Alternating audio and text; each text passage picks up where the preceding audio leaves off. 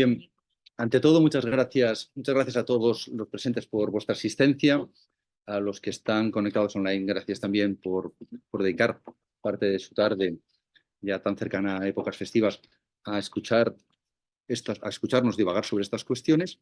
Y que muchas gracias a Andrés, no solo por la invitación que me ha facilitado para participar en esta sesión, sino también por la riqueza de sus observaciones, el la, el punto de polémica que hay en ellas y el hacernos pensar a todos sobre estas cuestiones. Y decía yo antes de entrar que, aun los presentes lo pueden ver, los ausentes, los que están a distancia no lo pueden ver, que esto es casi un cuadrilátero en el cual cada uno de nosotros ocupa un lugar distinto en el ring.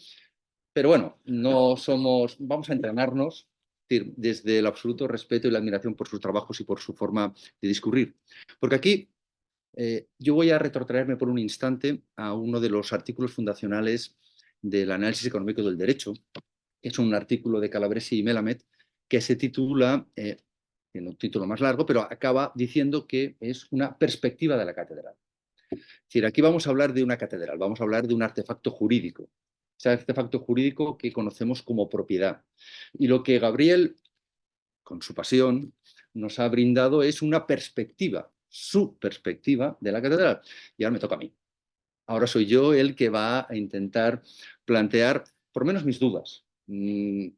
Yo creo que esta cuestión es suficientemente compleja como para tener muy claro que no se puede pontificar en esta cuestión y que es una de estas cuestiones, el derecho de propiedad en su conjunto, que es perfectamente, que justifica perfectamente el que existan este tipo de seminarios de carácter interdepartamental, porque ni la perspectiva de un civilista, de un aprendiz de civilista, puede ser relevante en este sentido, ni solo la visión constitucional administrativista puede ser exhaustiva, sino que lo que importa es ver esa pluralidad de perspectivas.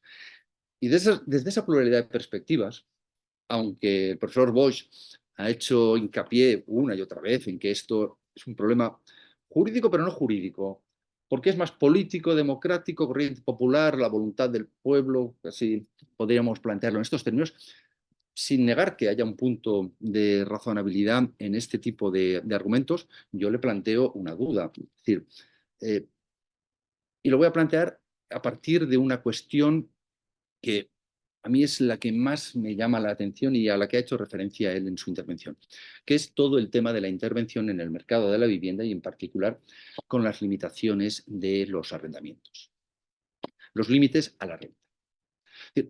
Hace unos días estaba estudiando, sí, también estudiamos nosotros, también nos dedicamos a estudiar, y estaba estudiando el manual de economía. Llámeme vicioso, pero yo estudiaba los principios de economía de Mankiw. Y justamente es un libro que es extraordinariamente pedagógico, para que lo podamos entender hasta los profesores de derecho, no les digo más, que se puede entender muy bien. Se hablaba de la ciencia económica y decía que, bueno, que hay muchos aspectos de la ciencia económica que son discutibles, que no tienen claro ni los propios economistas el sentido en que debe orientarse. Y recogió una encuesta de diversos puntos, de diversas cuestiones que eran objeto de debate y objeto de discusión. Entre esas cuestiones, la que mayor consenso despertaba con diferencia era justamente el hecho de que la limitación de la renta de los alquileres acaba finalmente por suponer una reducción de la oferta y una pérdida de calidad en los alquileres. Entonces, ante una constatación de ese tipo, a mí lo que me nace es pues, el pensar que cuando tantas veces hemos visto cuál ha sido el resultado de este tipo de intervenciones, que se persevere. Me viene a la memoria la frase de errare humanum est, perseverare diabolicum. Errar es de humanos, perseverar en el error es del diablo.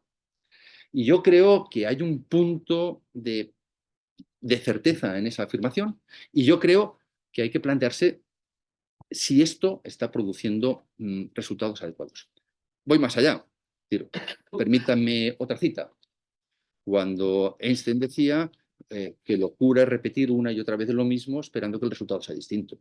Cuando hemos ido viendo a lo largo de situaciones, sociedades, épocas distintas, que determinadas intervenciones no son, no son fructíferas, no proporcionan el resultado que legislativamente se pretendía, ¿a qué viene insistir?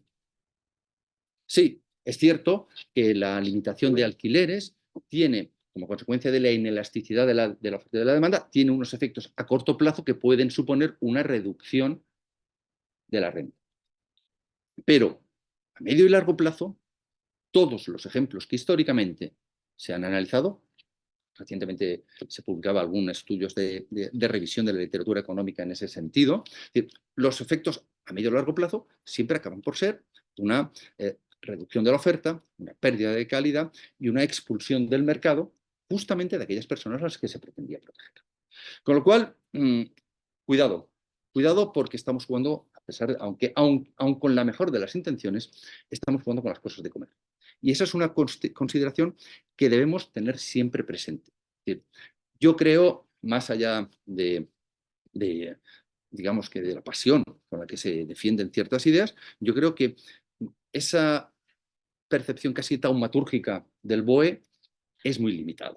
Pensar que porque algo lo ponemos en el BOE va a cambiar necesariamente y va a tener los efectos beneficiosos que nosotros deseamos, por mucho que lo deseemos, no siempre se va a producir. Y si se desprecian los estudios de mercado, los estudios del funcionamiento del mercado de la vivienda, pues nos vamos a encontrar con que puede resultar contraproducente determinadas intervenciones.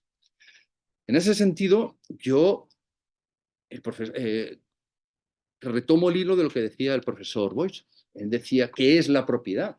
Es decir, existe un concepto previo al ordenamiento de la propiedad. ¿Qué es ese artefacto jurídico? ¿Qué es eso a lo que bautizamos con el nombre de propiedad? Yo no sé si existe ese concepto, pero sí que creo que, por ejemplo, no podemos perder de vista cuál ha sido la función que económicamente, desde un punto de vista de la ciencia económica, ha desplegado la propiedad. Y la propiedad, como ya se explicó desde finales de los años 60 por Harold Demsetz, fundamentalmente es un mecanismo que permite la internalización de las externalidades. Y desde ese punto de vista, hemos de plantearnos hasta qué punto todas estas medidas interventoras sobre el concepto de propiedad no están rompiendo ese planteamiento y no están llevándonos a la conclusión de algo a lo que le quitamos todo el sentido económico. Y si le quitamos todo el sentido económico, no nos engañemos, al final le quitaremos todo el sentido jurídico, porque estaremos utilizando un artefacto jurídico para unas finalidades que no va a poder desempeñar. Y eso yo creo que es un factor que debemos valorar. Es decir, que antes de llevar al BOE ese planteamiento, un determinado planteamiento, hemos de ser conscientes, hemos de realizar un análisis de sus efectos y hemos de llevar a cabo algo que en España no existe, y es un análisis de los efectos y de las políticas públicas. Es que no lo hacemos. Es que esto es maravilloso. Aquí se dicta una ley y nadie luego se para a apreciar si ha servido para algo o no ha servido para algo. Y tenemos ejemplos a raudales. Y en los últimos años, más. Entonces, cuidado, vamos a ver de qué estamos hablando. En el fondo, ese planteamiento que exponía el profesor Boix, esto es digamos, no es una contraponencia, pero sí son notas a pie de página. Es decir, ese planteamiento que exponía el profesor Boix en el sentido de decir, no, que siempre la propiedad ha sido un artefacto jurídico, un constructo jurídico, si queremos, que ha servido como para sintetizar aquellas facultades que se confieren al titular a cambio de que se le impongan también ciertas obligaciones. Siempre ha sido así y no hay entonces nada de extraño en esta cuestión. Al final, probablemente sea una cuestión de límites, hasta dónde podemos establecerlo. Pero sí que es cierto que en ese planteamiento yo creo que el profesor Boix está sesgado por su carácter de administrativista. Y entonces está hasta cierto punto influido por una visión de la propiedad estatutaria. Es decir, permítanme también otra cita, es decir, Deuteronomio 32-39. Dios decía, yo doy la muerte, yo doy la vida. Efectivamente, si el legislador es quien configura el derecho de propiedad, no va a poder configurarlo como mejor le parezca, hasta ahí podíamos llegar. Claro, retomo lo que decía, hasta ahí podíamos llegar hasta que acabemos por no poderle dar ningún tipo de finalidad razonablemente eficaz a lo que estamos haciendo. Porque si al final admitimos desde ese punto de vista que la propiedad puede ser una titularidad a la que se le imponen obligaciones, podemos aceptar que la propiedad sea puramente residual, limitada a la mera titularidad sin contenido alguno. ¿Por qué? Vamos a ver, ¿por qué no? ¿Por qué no? Si está en su mano. Y desde ese punto de vista, yo creo que, lo ha dicho el profesor Boix, que esa era parte de una de las ideas que yo deslizo en el artículo que he publicado al respecto. Yo creo que uno de los grandes problemas que existe al respecto es cómo estamos adoptando una posición relativamente pasiva frente a las intervenciones legislativas, en el sentido de que admitimos cierta laminación progresiva. Vamos limando, un poquito más, y un poquito más, y un poquito más. Y claro, cada vez estamos vaciando de forma más intensa el contenido racionalmente económico, el sentido racional en el plano económico de la propiedad, y estamos llegando a unos extremos que decimos, ¿realmente esto es propiedad? ¿Esto es el concepto económico de propiedad que ha cumplido y sigue desempeñando? Porque hasta la fecha no ha habido, los mecanismos de propiedad colectiva no han tenido precisamente éxito históricamente. ¿Estamos llegando a un concepto de propiedad vacío totalmente? Esa es la cuestión. Más todavía, desde el punto de vista de la constitucionalidad. Es decir, yo creo que el planteamiento del profesor Boix ha sido muy generoso con la jurisprudencia constitucional. A mí me parece que la jurisprudencia constitucional es francamente criticable. Y lo es desde el principio, desde los asuntos Rumasa. Es decir, en el caso Rumasa ya se empezó a plantear, ya se adoptó ese planteamiento, y no era ahí un tema de corriente social popular, no. Por unas razones que todos conocemos, se permitieron unas determinadas intervenciones por parte del legislador que jurídicamente o desde el punto de vista constitucional eran discutibles. La sentencia del Tribunal Constitucional sobre la Ley de Reforma Agraria Andaluza ha seguido presente en la jurisprudencia constitucional, nunca ha desaparecido. Nunca ha desaparecido. Lo que han desaparecido han sido la proliferación de intentos de intervenir en la materia. Es decir, ahí ha habido, como consecuencia de los vaivenes políticos, ha habido menos intentos, eso está claro. Pero la jurisprudencia ha sido siempre, siempre, es recurrente la remisión a la sentencia del 3787.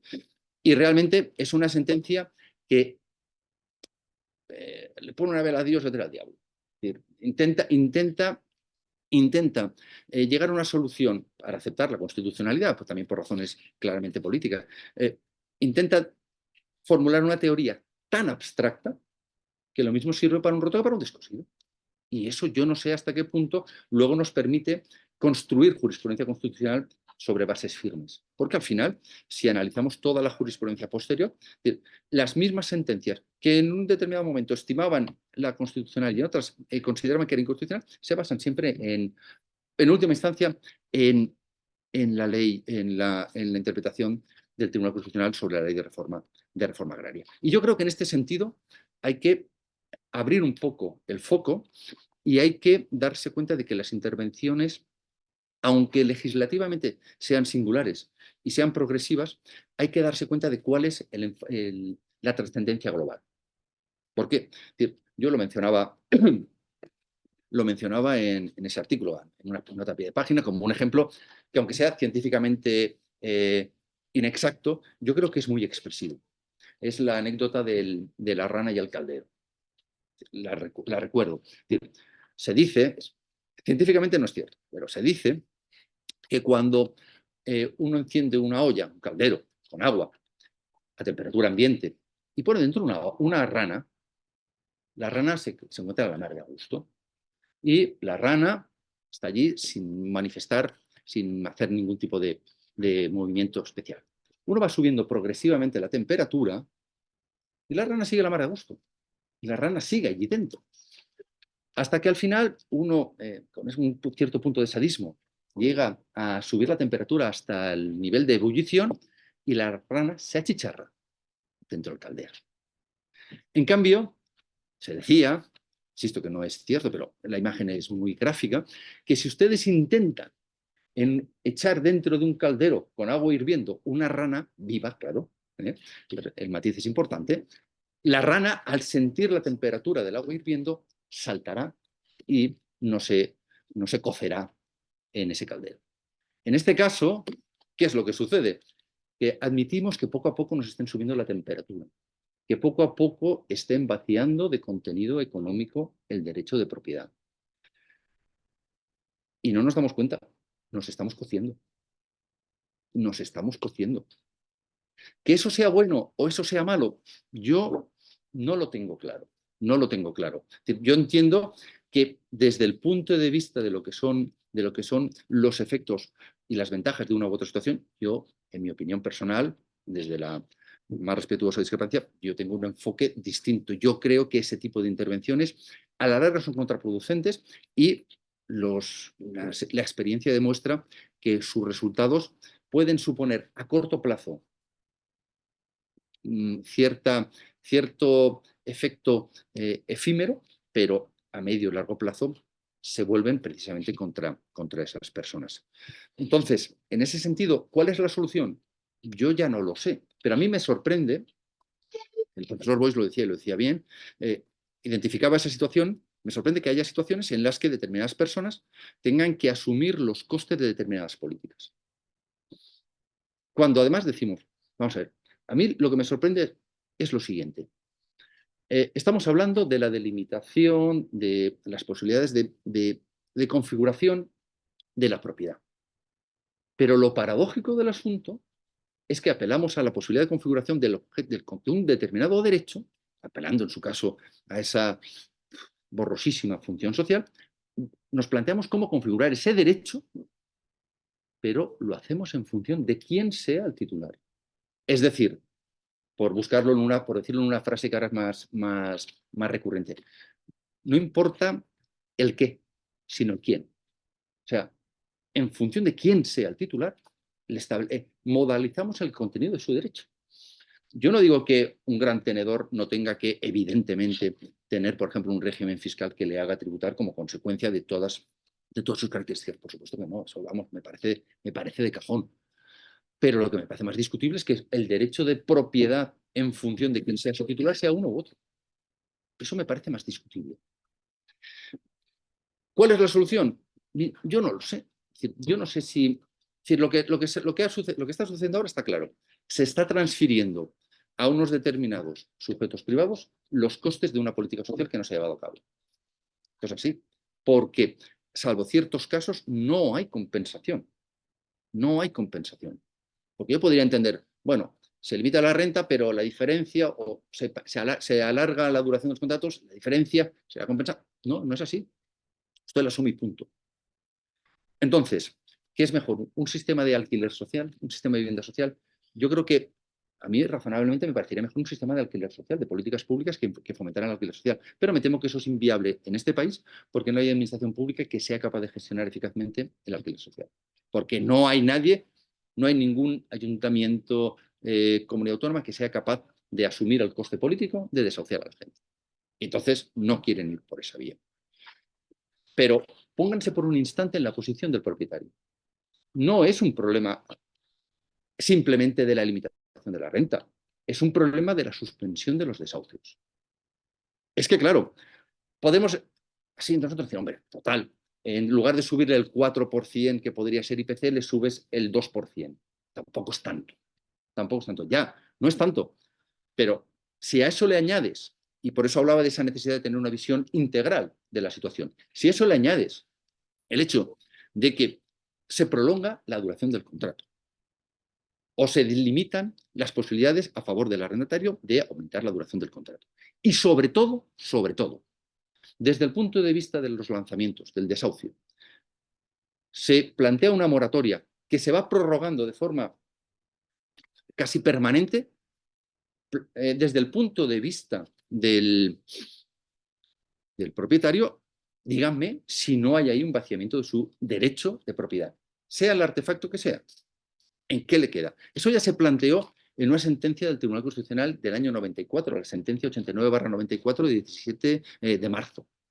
Y ahí era el tema de la prórroga obligatoria de los arrendamientos urbanos. Y ahí el Tribunal Constitucional dijo, hombre, la prórroga pues, tampoco es para tanto. Aunque había un voto particular que decía, no, la prórroga quizá no sea para tanto, pero combine usted la prórroga con la congelación de alquileres. Y dense cuenta de que aquí está permitiendo que esto perdure más allá de lo que es razonable. Hay una sentencia más reciente del Tribunal Constitucional, la 7/2024, de 16 de enero, que frente a la posibilidad de la suspensión de los lanzamientos, incluso en casos de delito, ha dicho que, bueno, que no es para tanto, porque eso solo afecta a grandes tenedores, porque eso solo es una medida de carácter temporal, porque eso tiene prevista cierta compensación, etc. Y también hay un voto particular, aquí sí claramente los dos bandos del Tribunal Constitucional, que dice, oiga, temporal, si cada año se prorroga. Entonces, ¿cuándo voy a poder echar a esa persona que carece de título para ocupar la vivienda? ¿Cuándo lo voy a poder echar de mi vivienda? Eso no afecta al contenido esencial de mi derecho. Ya me lo voy a explicar. Por muy en manos del legislador, por muy diferentes que seamos con el legislador, ya me explicarán que eso no afecta al contenido esencial. El único caso donde en tiempos recientes, el Tribunal Constitucional ha estimado que había un problema, que había ahí una vulneración del contenido esencial, es la sentencia de 22 de noviembre, la sentencia 168/2023, que era la de la suspensión de los procedimientos de expropiación rogada de Valencia. Simplemente, en el ámbito del planeamiento urbanístico, bajo determinadas circunstancias, una persona puede solicitar la expropiación por Ministerio de Ley, por la expropiación rogada. ¿Por qué? Pues porque su parcela se ha visto en una situación claramente vaciada de contenido económico frente a la de otros que han experimentado, pues, por ejemplo, un aumento de edificabilidad.